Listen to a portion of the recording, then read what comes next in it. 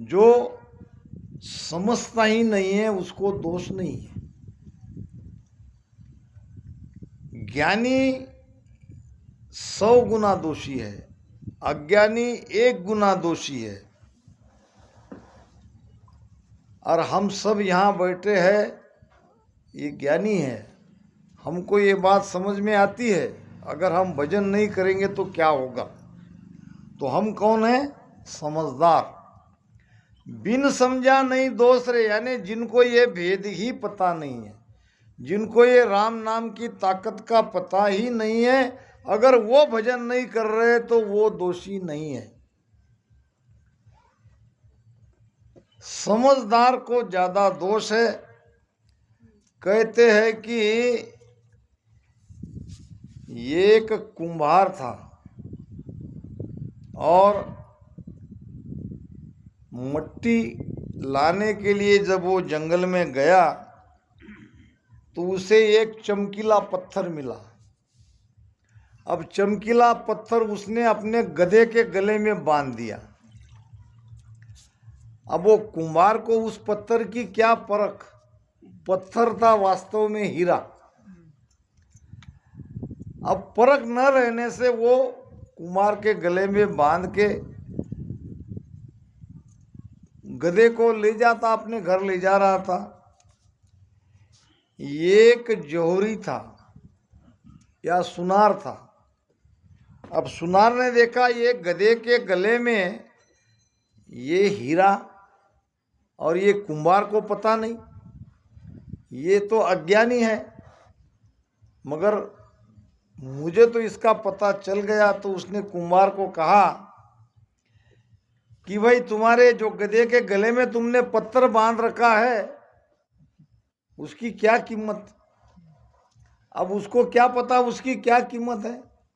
उसने कह दिया 5 रुपए, ऐसे ही कह दिया 5 रुपए भी उस समय उसको पत्थर के बहुत लगे। सुनार ने कहा 2 रुपए में देते हो? उसने कहा नहीं, 2 रुपए में नहीं देता हूं। अब सुनार को लगा कल 5 दे देंगे, 3 रुपए का फायदा अगर आज होता है तो ठीक है, अगर नहीं मान रहा है तो कल 5 के 5 दे देंगे, 5 रुपए में ले लेंगे। लाखों रुपए का हीरा है। अब दूसरे दिन वो वहां से गधा लेकर मट्टी खोदने के लिए जा रहा था तो रास्ते में वो सुनार खड़ा था। जब गधे के गले में उसने देखा कि वहां तो पत्थर था नहीं, अब उसने उस कुम्हार को कहा कि ये तुम्हारे गधे के गले में जो पत्थर था वो कहाँ गया? तो कुम्हार ने कहा मैंने बेच दिया। बेच दिया? किसको भेजा? आपने भाव किया, मोल भाव, मुझे लगा कि 2 रुपए में नहीं देना चाहिए। आगे जाके एक तुम्हारे जैसा ही हीरा का पारखी था, जोहरी था। अब जोहरी ने मुझे पूछा कि भाई ये बेचोगे? तो मैंने कहा हाँ। कीमत पूछी तो मैंने भी उसे 5 रुपए बता दिया। उसने जेब से 10 का नोट निकाला, मुझे दे दिया, मैंने बेच दिया। अब ये सुनार कहने लगा अरे मूर्ख, वो कई लाख रुपए का हीरा था, तूने 10 रुपए में बेच दिया, कितना नुकसान किया तुमने। कुम्हार कहने लगा नुकसान तुम्हारा हुआ, मेरा कहाँ, मैं तो फायदे में था। मैं तो 5 रुपए में बेचने वाला था, मुझे तो 10 मिले। फायदा तुम्हारा होने वाला था, नुकसान तुम उठा रहे हो, क्योंकि मैं तो उसे जानता नहीं था वो क्या है। तो सोनार कहने लगा वो लाखों रुपए का हीरा था। कुम्हार ने कहा मैं क्या करूं, मैं तो अज्ञानी था। घाटे में मैं नहीं हूं, घाटे में तुम हो। बिन समझा नहीं दोष रे, समझर भूला जाए। घाटे में रहा वो सुनार। अगर 5 रुपए दे देता तो वो कई लाखों रुपए का हीरे का मालिक बन जाता, मगर उसने वहां भी मोल भाव किया, समझकर मोल भाव किया। हम सब लोग राम नाम को समझ रहे हैं, ये कितना ताकतवर है, ये कितना कीमतवान है। अगर इसको हम समझकर रटन नहीं करते हैं तो हम दोषी है, उस कुमार के जैसे। और बाकी जगत संसार जो है वो अगर राम राम रटन नहीं कर रहा है तो वो उस कुंभार के जैसे है, वो अनजान है, वो नादान है, वो नासमझ है। इसीलिए भक्तों के मन को महाराज कह रहे, जो भक्ति कर रहे उसको मनवा लान तोय रे, कहाँ लग कहूँ समझाए, बिन समझा नहीं दोष रे तो समझर भूलो जाए। 8 पहर चर्चा सुने रे तू भजन करे नी आए। ये चर्चा किस लिए होती है? सत्संग क्यों? सत्संग, चर्चा और ये सब जो हम प्रयोजन करते हैं ये सब भजन के लिए ही है। हमारा भजन बने, हम भजन में इतना आनंद पाए, उसके लिए ही ये सब है। महाराज ने कहा है, हे शिष तम हम एक ही, एक बाप को पूत, मोतो में बड़सार को नक चक एकी सूत, नक चक एकी सूत इदक मोह में आहोई, पूरन पद पर ताप सत गुरु बगशो मोही, जोर किया माने नहीं तुम संग पाचू भूत। हे शिष तम हम एक ही, एक बाप को पूत। वैसे महाराज कह रहे हमको कि भाई मुझ में तुम में कोई अंतर नहीं है।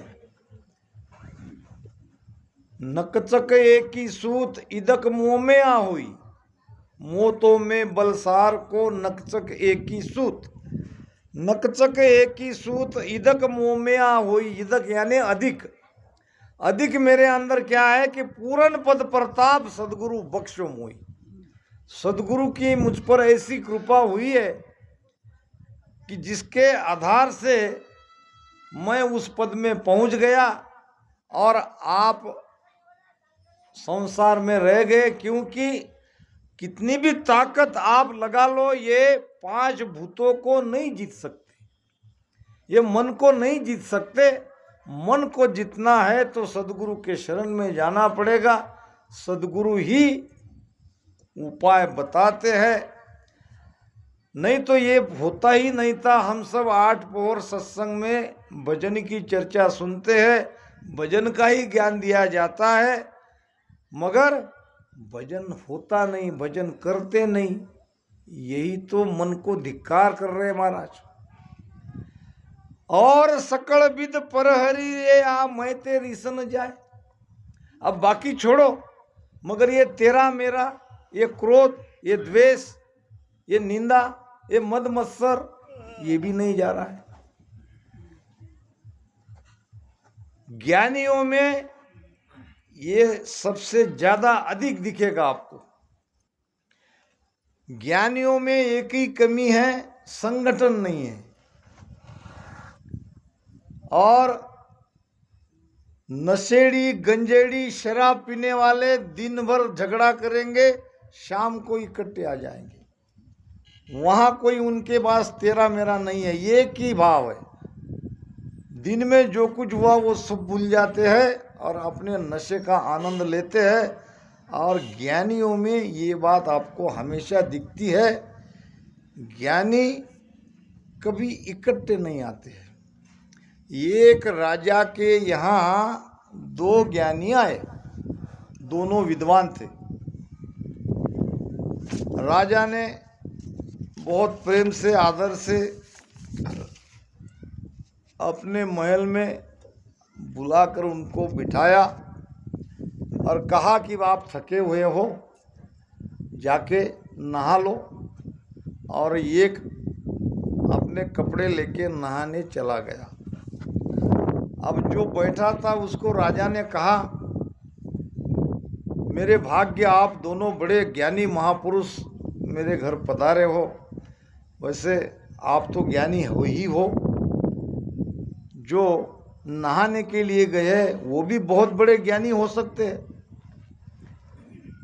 तो उस ज्ञानी ने कहा, काय का ज्ञानी, वो तो बैल है, बैल, एक से दो भले इसलिए साथ लेके उनको घूमता फिरता हूं, वो काय का ज्ञानी।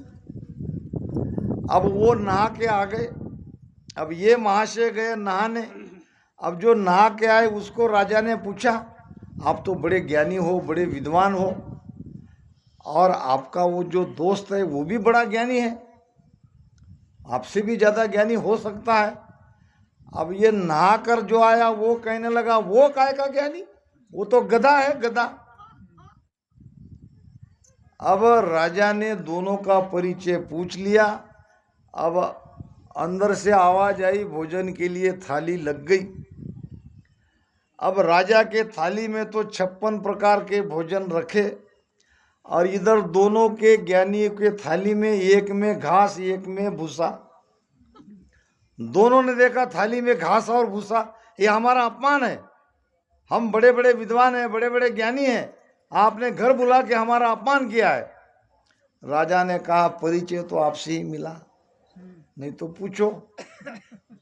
जब तुम नहाने गए थे तो तुम्हारे इस विद्वान दोस्तों को पूछा तो वो कहा ये बैल है, तो मैंने घास तुम्हारे थाली में रखा, बैल का भोजन तो घास ही है, तो मैंने क्या गलत किया। जब तुम नहा कर आए तो मैंने तुम्हारे दोस्त के बारे में इनसे पूछा, ये कहने लगा ये गधा है। अब बैल और घास का जो आहार है मैंने आपके थाली में रखा, मेरा क्या दोष। ज्ञानियों में ये ऐसी बातें होती है, जलन ज़्यादा है, द्वेष ज़्यादा है, मत्सर ज़्यादा है। तो महाराज कहते हैं, और सकल विद पर हरि रे आ मेते रीसन जाए, ये मेरा तेरा भी नहीं जा रहा है। भजन करना चाहिए, भजन तो नहीं कर रहे हो, मगर ये जो संत के लक्षण चाहिए वो भी आपके अंदर नहीं है। महाराज कहते हैं, ब्रह्म ज्ञान में भरम न सासो, मैं ते कदे न आवे, के सुख राम ने कमन फिरिया, ब्रह्म ज्ञान नहीं क्वावे। अगर ब्रह्म ज्ञानी हो, अगर ब्रह्म को आपने भीतर के ब्रह्म को पहचाना है तो आपके अंदर भ्रम और संशय नहीं रहना चाहिए। ब्रह्म ज्ञान में भ्रम न सासो। दूसरी बात, मैं ते कदे ना आवे, मेरा तेरा भाव ब्रह्म ज्ञानी के अंदर नहीं आना चाहिए। अगर आता है तो अभी ब्रह्म ज्ञान नहीं हुआ। कह सुखराम नेक, नेक यानी इतना सा भी मन आपका पलटता है तो आपको ब्रह्म ज्ञान नहीं हुआ। ये ब्रह्म ज्ञान बहुत ऊंची चीज है। सब पर ज्ञान ज्ञान सम होई, और ब्रह्म ज्ञान सम ज्ञान न कोई। ब्रह्म ज्ञान के समान संसार में कोई दूसरा ज्ञान नहीं है। तो सोचो, विचार करो, महाराज कह क्या रहे हैं हमको, और बाकी कुछ गया न गया, कम से कम तेरा मेरा क्रोध द्वेष निंदा ये चीजें हमारे अंदर नहीं होनी चाहिए। औरा को प्रमोद दे रे सब झूठो संसार, ये पाखंडी के लक्षण बता रहे महाराज। पाखंड किसको कहते हैं? जो जैसा है नहीं वैसा दिखाना चाहता है उसको कहते हैं पाखंड। औरा को प्रमोद दे रे सब झूठो संसार, दूसरे को कह रहा है क्या पड़ा है संसार में, सब झूठा है, और स्वयं संसार में फंसा है। दूसरे को कहता है संसार झूठा, और स्वयं के लिए ते साचे कर मानियो रे आ पका पकी सिरदार। दूसरे को जब कहते हैं कि पहले वो उस तरह से उसका वर्तन चाहिए। महाराज ने कहा है, करणी करे रे नी रहे सो साचा वेने छे पळ पावसी मनसा सुन वाचा। करनी करे ऋणी रहे, करनी तो नहीं, वहां कथनी चाहिए। जो कहता है वैसा रहता है, वही सच्चे संत है। हमारे तुकाराम जी महाराज महाराष्ट्र के, उन्होंने भी कहा है, बोले तैसा चाले त्याची वंदावी पाऊले। जो कहता है वैसा उसका रहन सहन है, वही तो संत है। कहता कुछ और है, रहनी की तो बात ही छोड़ो, तो ऐसे वक्ता का प्रभाव नहीं पड़ता है, श्रोता के हृदय पर असर नहीं करता है वो ज्ञान। अगर वो जैसा कहता है वैसा नहीं रहता है तो उसका ज्ञान लगता नहीं।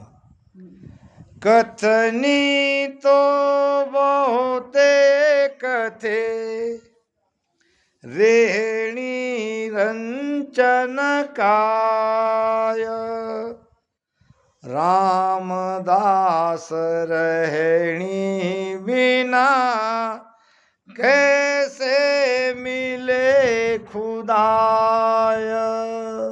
रामदास जी महाराज खेड़ापा धाम के संत, कथनी तो बहुत ही कथे, ज्ञान तो बहुत दे रहे, ज्ञान देने में कोई कसर नहीं है, मगर जिसके बारे में ज्ञान दे रहे हैं रेहणी रंचन काय, वैसा वो स्वयं रहते नहीं। राम राम से कथनी कहते हैं, मगर ज्ञान जैसे देते हैं वैसा वो रहते नहीं है। रामदास रहणी बिना कैसे मिले खुदाए। जब तक कथनी रहनी एक नहीं होगी, परमात्मा कैसे मिलेंगे। तो महाराज कहते हैं, और सकल विद पर हरे रे आ मैं तेरी सन जाए, औरा को प्रमोद दे रे सब झूठो संसार, और ते साचे कर मानियो रे पका पकी सिरधार। सिरधार यानी पक्षपात, दूसरे को कहते हैं वो अपने लिए उस पर वो नहीं चलते हैं। एक व्यक्ति था गांव में, और रात के 12 बजे घुघू, घुघू समझते हो ना, घुघू ने आवाज दी। अब घुघू ने आवाज देने के बाद रात के 12 बजे सुबह विचारवंत लोगों को उसने पूछा कि रात के 12 बजे मेरे घर पे घुघू ने आवाज दी, तो इसका मतलब क्या हुआ। तो लोग कहने लगे ये तो बहुत बड़ा अपशकुन है, अनर्थ है, तुम जल्दी से जल्दी पंडित जी के पास जाओ, वही कुछ उपाय बता सकते हैं। अब गांव में एक ही पंडित जी थे और सब कुछ उन्हीं के पास जाते थे। कुछ भी रहो, शादी की ब्याह निकालने रहो या सगाई करनी रहो, कोई घर बना, ये जैसा आप वास्तु है ना, ये भी तारीख चलती चलती आज तीसरी बार इसकी पक्की हुई है। 2 तारीख तो पहले ही चली गई। अब ये भी लाइन के मन में संगत लेना देना था कि नहीं ये भी पता नहीं था, मगर हो गया काम, जैसे तैसे एक बार आ गई। तो पंडित जी ने कहा अरे ये तो बहुत बड़ा संकट आपके ऊपर आने वाला है। फिर पंडित जी कोई उपाय तो है, पंडितों के पास उपाय तो रहता ही है। एक लकड़ी ली, ऐसी लकड़ी उसने गाड़ दी जमीन पे। अब ये लकड़ी जब तक नहीं बुझ जाती इतनी तिल्ली उस पे डालते जाओ। तिल्ली समझते ना, अब कितनी तिल्ली लगेगी एक लकड़ी को बुझाने के लिए। पाली पोते से नहीं होगा। अब ये सब जब लकड़ी बुझ गई तो ये सारी तिल्ली ब्राह्मण के रह जाएगी। यानी बिना कुछ किए अपने आप ये उसके घर पे आ जाएगी। अब ऐसे देने वाले की कोई कमी नहीं। अब वो जो हुआ वो संकट उसने टाल दिया। तिल्ली लकड़ी के बराबर लकड़ी पूरी बूझ गई, और इतना सारा ये होने के बाद वो जितने बोरे थे सब पंडित जी के घर पे चले गए। अब कुछ महीनों बाद उस पंडित जी के घर पे घुघू ने आवाज लगा दी।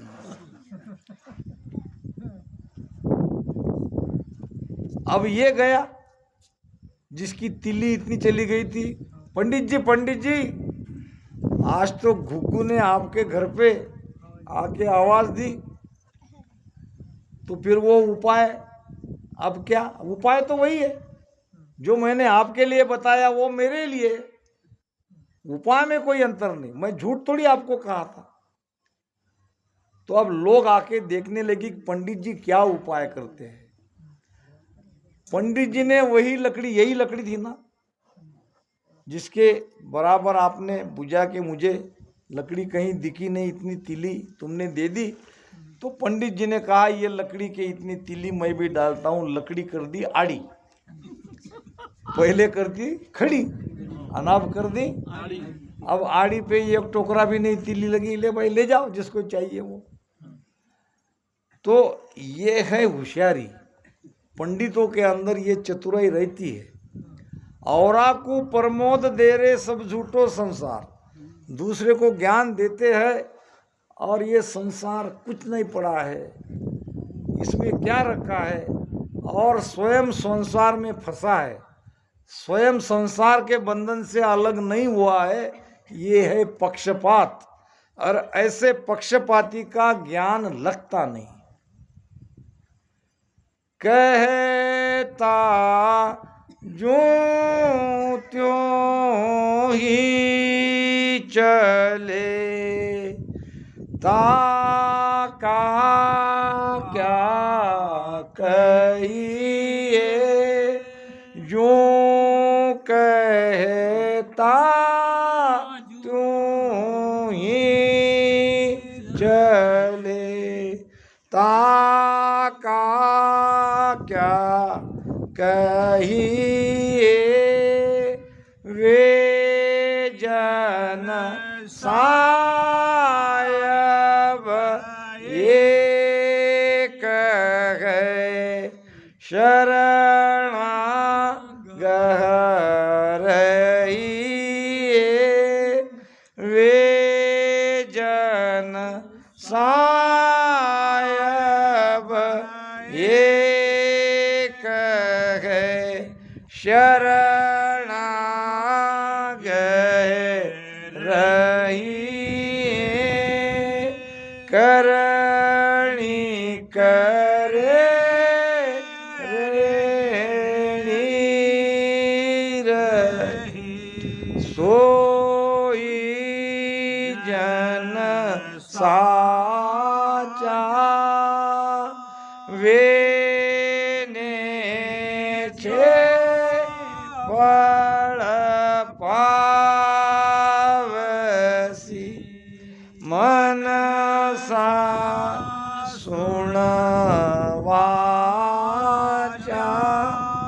कहता जो कहता त्यों ही चले, जैसा कहता है वैसा वो रहता भी है।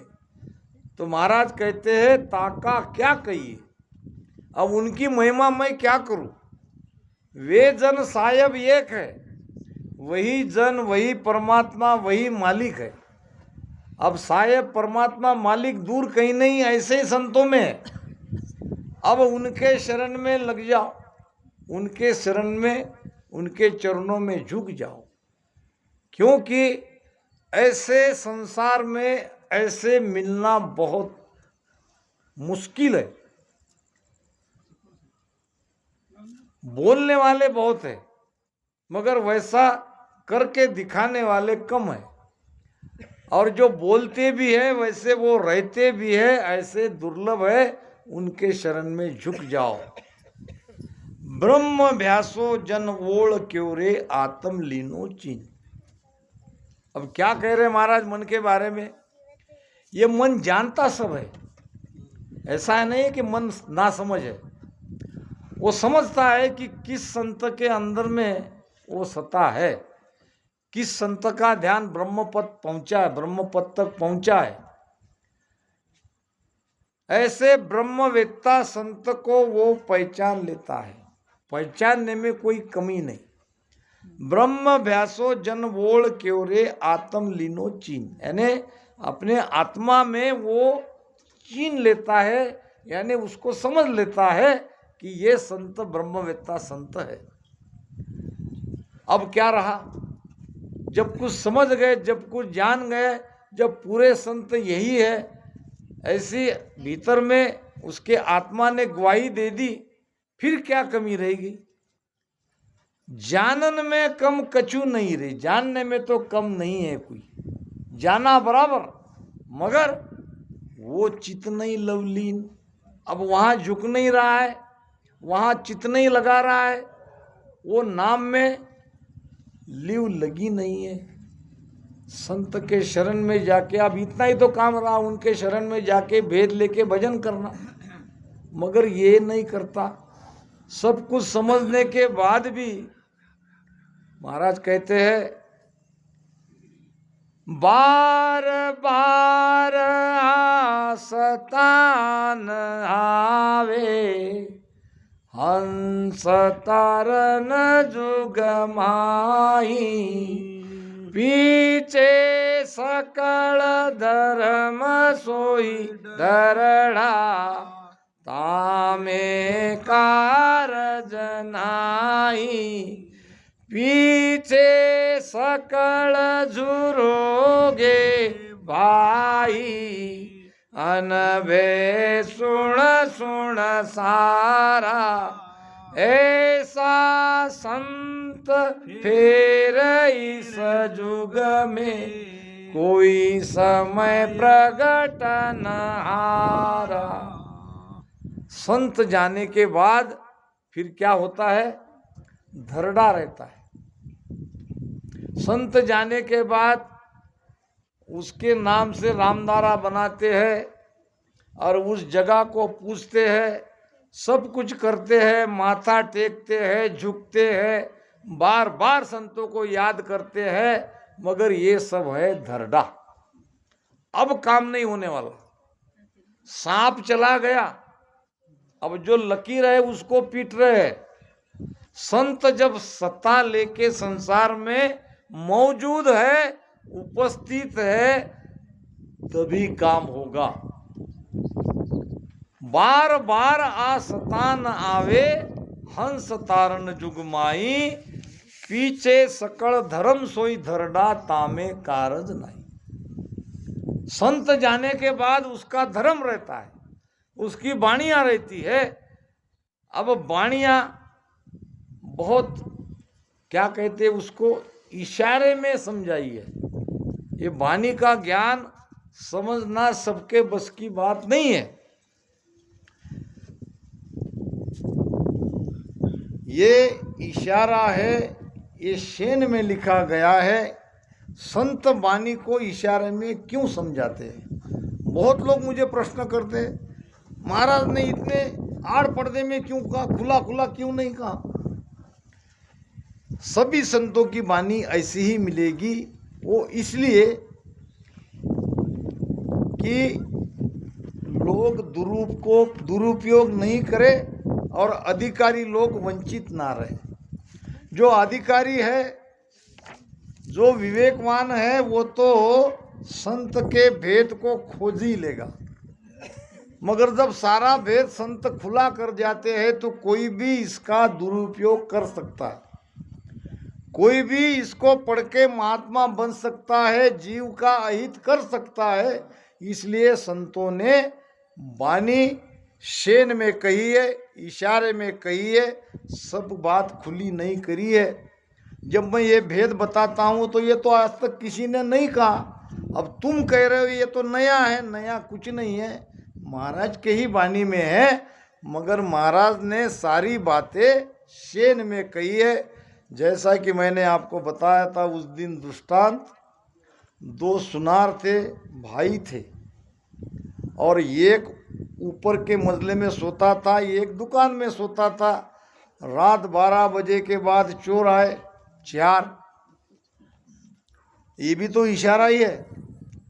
अब 4 चोर आने के बाद जो नीचे सोया हुआ भाई था उसने कहा, देखो भाई तुम लोग हो 4, अब मेरी तरफ से कोई तुमको मैं रोक भी नहीं सकता, आप चुरा सकते हो, जितना धन है, जितना सोना है, चांदी है, सब ले जाओ, मगर आपके पास वजन कहाँ है, आपके पास वो गिनने की मशीन कहाँ है, आपको बंटवारा तो करना पड़ेगा।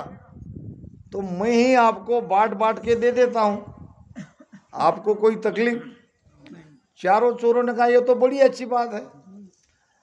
तो तराजू में डालने लगा, लाबा हो, अब दुआ हो। अब ये लाबा हो दुआ हो वो समझ गया ऊपर के बैठा भाई, वो कहने लगा, आधी रात में कहीं तो ल्यो हो, कहीं तो ल्यो। इशारा बराबर समझ गए दोनों भाई। अब क्या करना है ये भी उसी में सब हो गया। अब वो कहने लगा, आधी रात में सोना तोल्या, अब तिया हो, अब तिया हो। अरे 3 माप तो हो गए। अब वो ऊपर वाला भाई कहने लगा, आधी रात में क्यों तोल्या हो, क्यों तोल्या। अब ये कहने लगा, तोल्या नहीं तो काई करा, अब आए 3-4 चोरा हो, अब चारा हो, अब चारा हो। अब ये इतना सुनने के बाद उसने पुलिस स्टेशन को फ़ोन लगा दिया और ये चोर दरवाजे से बाहर जाते नहीं तो पकड़ लिया।